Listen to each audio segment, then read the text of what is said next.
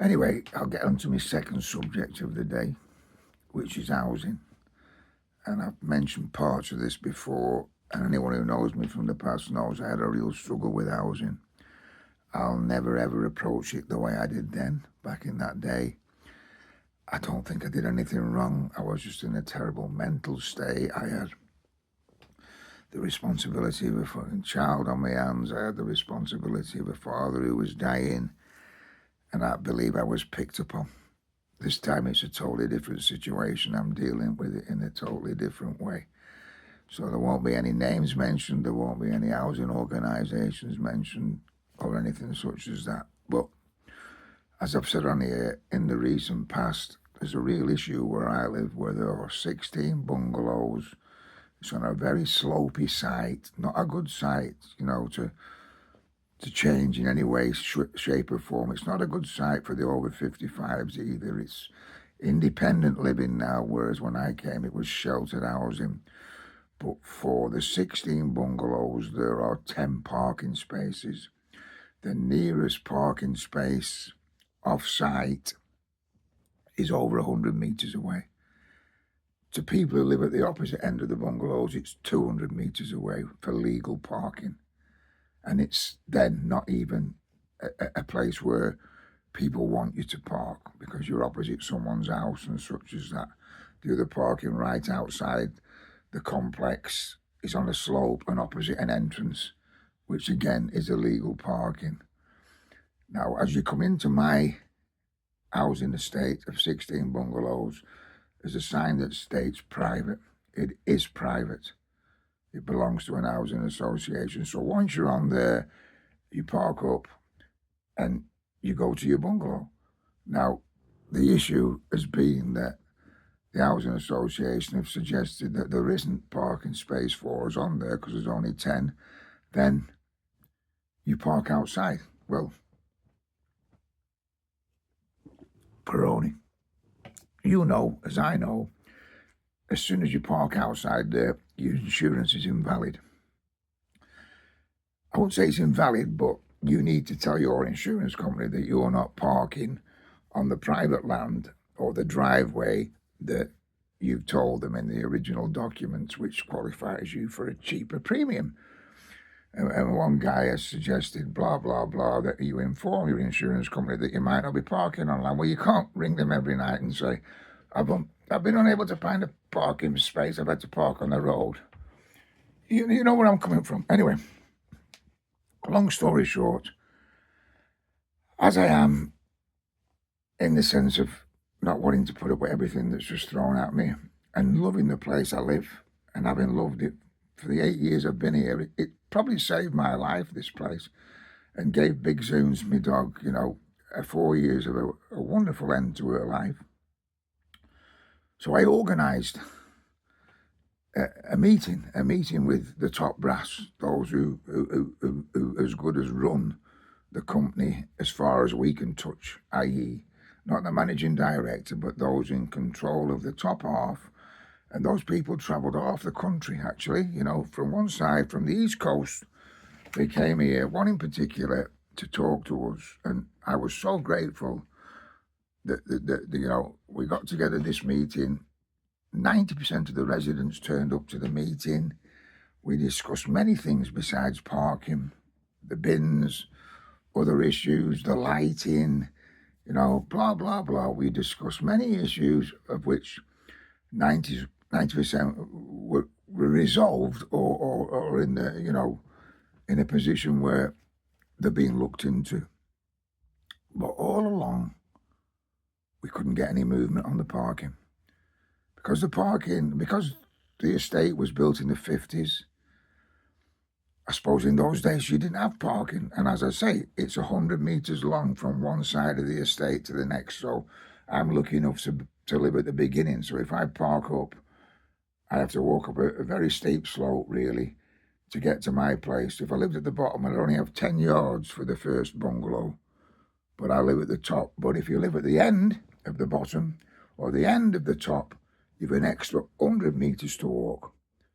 That's carrying your shop. This is over 55s. A lot of people in their 80s and 90s. A lot of people severely disabled.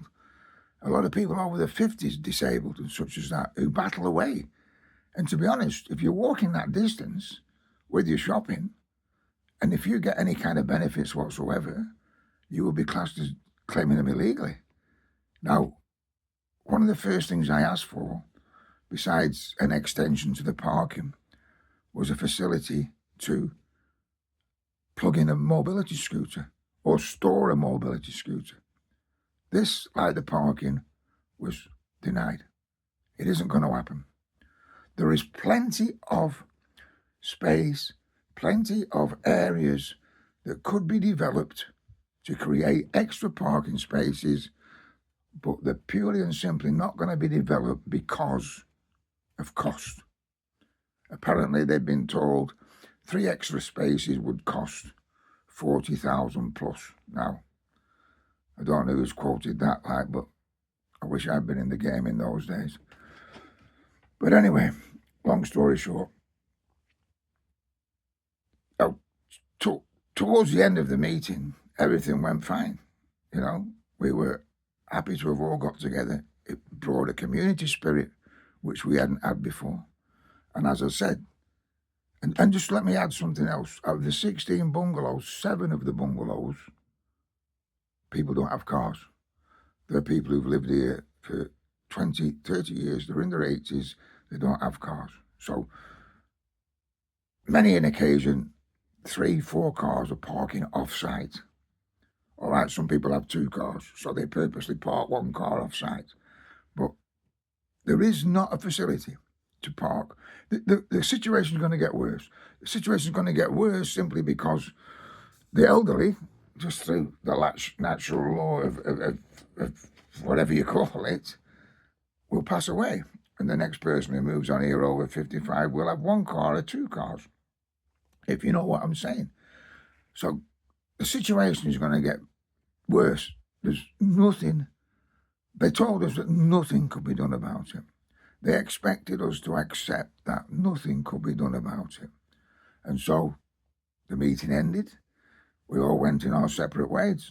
I emailed the lady who'd come from the other end of the country, you know, on her commitment to coming and speaking to us for 3 or 4 hours and thanking her for the situation she had sorted out and wished her a safe journey home. But in my next email, half an hour later, I said I didn't feel as though anything had been solved and that you were adamant about the simple fact that there weren't going to be any extra spaces, because this is now at stage 2 of a complaint I've made about parking. So could you move it on to stage 3 where I can then, you know, move from stage 3, after they refuse to give me any kind of parking after stage 3, I can then go to the ombudsman, which I can't do until I've gone through the 3 stages of complaints. I also advised that I got in touch with my local MP, the Penrith MP, and that I'd asked him to talk to the Housing Association regarding the parking.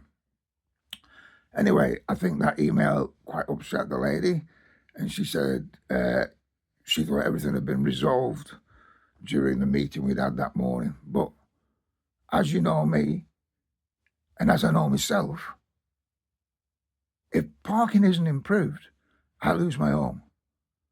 She even agreed with me that in the conversation. I can't stay here.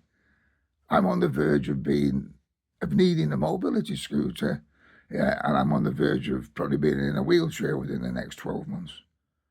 You know, and the possibility of me walking the 20, 30 yards I already walk, if it's that, extended to 130 yards or parking off-site, is just impossible. So I would have to move. Now, I don't particularly want to move. I have a garden here which gets me through my day in somewhere where I can just kneel down, sit down, potter about. It's just a patio, really, with a few plants on. But what I'm saying is, they were so adamant that there will not be any changes.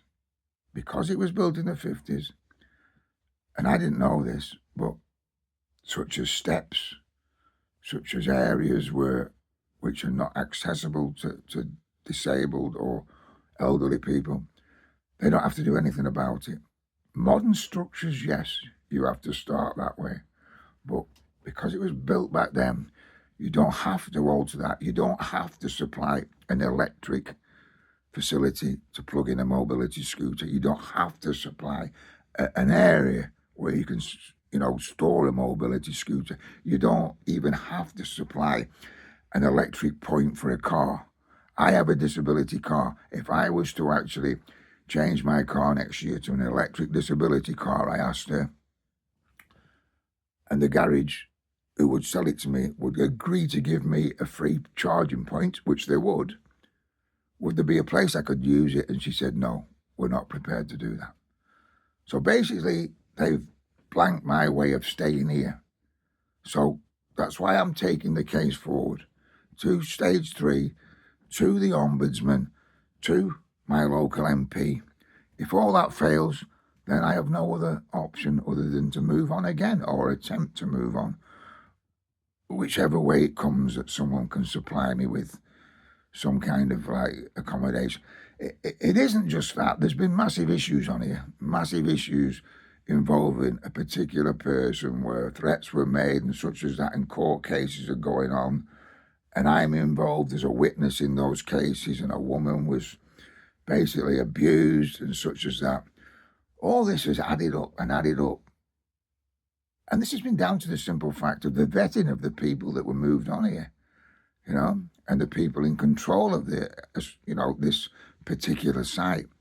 It's put the people in control of this particular site in a position where they're in fear of coming on now. We live here. We have to live with this guy who's still here, who's caused all the problems, and yet we can't, facilitate a place where we're comfortable. I've lost my train of thought there, if you understand what I'm going through. But all that, on top of the simple fact that the parking is not going to be changed, just put me in a position where I had to move on to the next stage, and now feel as though a finger's been pointed at me, that I am causing problems for the housing association because I'm fighting for these extra spaces. And all right, as the lady said, nobody, when they move on here, are promised a parking space. And I agree, they aren't. But times have changed. This place is still in the 50s. This place still has roofs with concrete tiles that have a lifespan of 15 years. Well, these have been on 60, 70 years almost, covered in moss. It's a beautiful place. I've got a beautiful view when I look out the area, but disability-wise, it's not possible.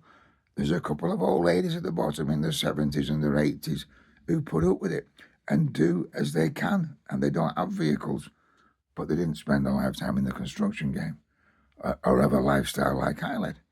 I'm not asking for any preferential treatment.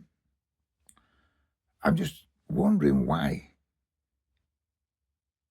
I'm wondering why an housing association is allowed to take on prime properties like these and yet not update them in a way that they should be made to do that. It's for over 55s, yeah? So from the word go, you can have people with, issues, such as like physical issues. The site is basically so mobility unfriendly, it's frightening. And yet, all these laws apparently don't come into properties of a certain age. And you can advertise it as over 55s, and you can do this and do that, but you don't have to do anything to help the residents. I mean, this is a situation where, of the 16 bungalows for the last 3 years, up until 12 months ago, 6 of these were empty. So the parking issue didn't really arise, even though it did arise then, because I made the first complaint 2 years ago, especially when works vans are on, or delivery vans on. I've had a car knocked on here by a DHL delivery van. You come into the parking lot, it's basically impossible to turn around without, getting so close to a car that you risk bumping it. It's not fun for anybody. Yet there is and are areas that could be developed, but this housing association are not prepared to develop them because of cost. Now, I don't know how sure I am about this, but I believe as much as these housing associations pretend to be non-profit, they do belong to hedge funds and certain other ways that money is sorted off from the rent. Just in our situation, it's been worked out that the 16 bungalows bring in £120,000 a year plus. Yeah? And they won't put 40k into some new parking. But for the last 3 years, they were prepared to let 6 of them be empty. Yeah? And not worry about that 40k. But you just have to see how it goes. But you know me as you know me, and Colonel and such as that, and all the other guys around. I've no other choice this time than to fight. The last time I was left in a position due to another reason of not being able to not fight. But I'm doing it differently this way. And I'll stand in front of any court and I'll stand in front of anyone. And if you want to toss me on the streets again, then go for it. You know what I mean? I've done my bird. 5 years on my mother's fucking settee. Take it easy.